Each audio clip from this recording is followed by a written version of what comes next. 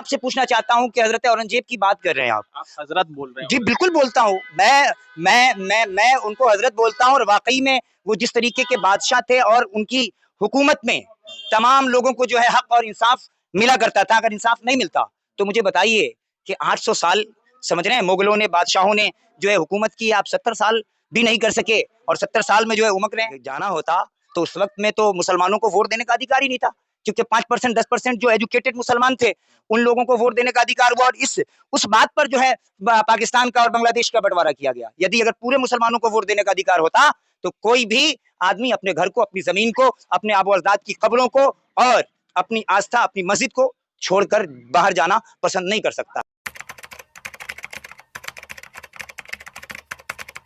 आखिरी सवाल, एक फिल्म आई है कुछ दिन पहले छावा, उसमें औरंगजेब आलमगीर को क्रूरता के साथ दिखाया गया, कहा गया कि उसने हिंदुओं को पर जनसंहार किया, हिंदुओं को कत्लेआम किया, मारा। उसके बाद मुसलमानों के खिलाफ एक नफरती बयान पूरे देश भर में शुरू हो गया है। तो आपको क्या लगता है कि उस फिल्म ने कितना नफरत भरा है और प्रधानमंत्री को क्या करना चाहिए? देखिए, मैं वही कहना चाहता हूं, क्योंकि प्रोपेगेंडा और एजेंडा अक्सरियत की बुनियाद पर लोगों को जो है बरगलाने की कोशिश की जाती है।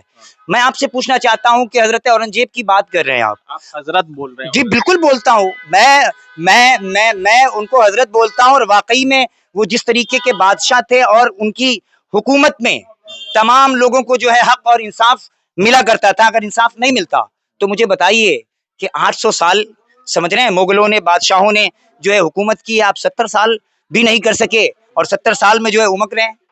आप मुझे बताइए कि अगर हिंदुस्तान में अगर मुसलमानों ने अगर उन पर जुल्म किया होता तो आज भी मुसलमान माइनॉरिटीज है, यहाँ इनकी जनसंख्या कम है और आप बहुसंख्यक हैं। अब बताइए कि एक जो है बहुसंख्यक है ना, अल्पसंख्यक से अगर उसको डराया जा रहा है तो कहीं ना कहीं जो है समझिए कि ये सोची समझी साजिश है, रणनीति है, क्योंकि कुछ फिरका परस्त ताकतें जो हैं वो इस देश को तोड़ने की कोशिश की जा रही है, हिंदू को मुस्लिम से लड़ाने की कोशिश की जा रही है, कहीं पर जो है खालिस्तान बनाने की मांग की जा रही है, कहीं पर जो है और देश बनाने की। मगर हम आपको बता देते हैं कि अगर जाना होता तो उस वक्त में तो मुसलमानों को वोट देने का अधिकार ही नहीं था, क्योंकि 5% 10% जो एजुकेटेड मुसलमान थे उन लोगों को वोट देने का अधिकार हुआ और इस उस बात पर जो है पाकिस्तान का और बांग्लादेश का बंटवारा किया गया। यदि अगर पूरे मुसलमानों को वोट देने का अधिकार होता तो कोई भी आदमी अपने घर को, अपनी जमीन को, अपने आबो अजदाद की कब्रों को और अपनी आस्था, अपनी मस्जिद को छोड़कर बाहर जाना पसंद नहीं कर सकता है,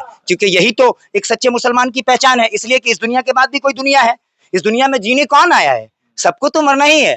कोई किसी को 50 साल, किसी को 60 साल, किसी को 70 साल, तो जिंदगी जियो तो शान से। और बुजदिली वाली जिंदगी क्या होती है? हक को हक नहीं बोला तो फिर वो कैसा मुसलमान है?